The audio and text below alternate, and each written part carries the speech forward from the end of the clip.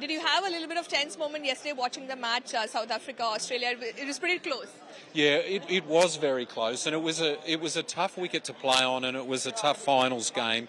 Now, South Africa probably got the worst of the conditions because it obviously did do a little bit with the new ball seaming around, and then as the innings progressed, it took a little turn, so it was very difficult for them. Miller played spectacularly; he played fantastically, and then the Aussies got themselves in front in a big way and sort of then just lost a little bit of momentum. So it's as you would expect a semi-finals match would be, very close, and both teams probably having the advantage for certain parts of the match, but not really ensuring that they, they were going to win the match unconditionally. And now, of course, all eyes on Sunday when the big match, of course, will be played between India and Australia. What are you expecting from that final? Is it going to be as close as the semi-final, or is it going to be a nail-biting finish? I'm not too sure. I mean, India have played a fantastic brand of cricket throughout the tournament. They're in complete control of their game. They've got some real match winners. They're in home conditions. And it's been very hard for any team to really compete with them so far in this tournament. The Australian team have the capability to compete with them. They have an immense amount of talent, and at times they've shown brilliance, but not all together and all the time. And so they're lacking a touch of consistency. And if they can bring it all together in the final, then they are a chance of winning. But they are going to have to play. They're going to have to improve their game another 10 or 20%, I think, for them to be a chance of winning the World Cup. You've obviously been monitoring and seeing how the Indian cricket team has been performing over the years.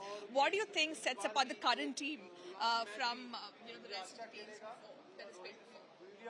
Yeah, well, look, I mean, I've been out of the game for quite a number of years now, and I keep an eye on it. And look, I think from what I can gather, I mean, I think the Indian team sort of have begun this slow march and slow transition into, a potentially dominant cricket team, one like the West Indies of the 70s and 80s, maybe the Australians in the 90s, 2000. And, that India is sort of getting to that stage and are slowly marching towards that spot. And so, that's definitely a possibility the way they're tracking at the moment. And who, according to you, are the player or players of the tournament from both sides, Australia and India? Well, I think from Australia, Warner and Zampa. But then Head has had a big impact in a couple of games as well.